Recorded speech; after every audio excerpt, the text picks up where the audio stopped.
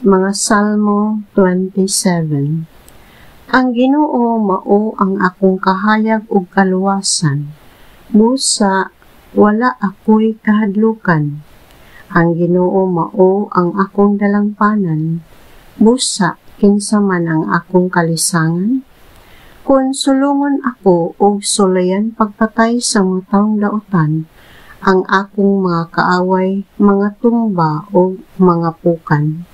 Bisag libutan ako og daghang kasundaluhan, dili ako malisang. Bisag makigubat sila kanako, musalig gihapon ako sa Dios. Usa lamang kabutang ang gipangaya ko sa Ginoo, nga makapuyo ako sa iyang balay sa tibuok kong kinabuhi, aron pagsud-ong sa iyang kaayo o sa pagpakisayod may tungod sa iyang kabubuton, sulod diha sa iyang templo.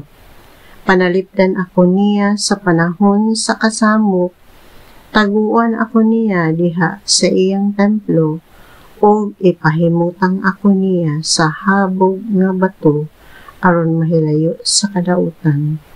Busa mabuntog ko ang akong mga kaaway nga naglibot kanako, uban sa mga singgit sa kalipay, maghalad ako diha sa iyang templo. Akong awitan o daygon ang Ginoo. Pamatia intaon ako o Ginoo, inigsangpit ko kanimo, kaluy-i ug tubaga ako, sa dihang miingon ka. Simbaha ako, mitubag ako kanimo. Ikaw ang akong gisimba o Ginoo, tagda intaon ako. Ayaw kasuko kanako o ayaw isalikway ang imong sulugoon. Ikaw ang nagtabang kanako, busa ayaw ako biyai o pasagdi. O Diyos, akong manluluwas, bisan pag isalikway ako sa akong amahan o inahan, at timanon ako sa Ginoo.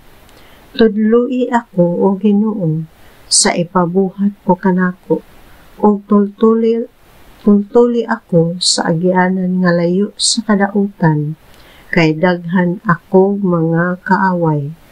Ayaw ako itugyan ngadto sa akong mga kaaway, kay mga bakakon o bangis sila.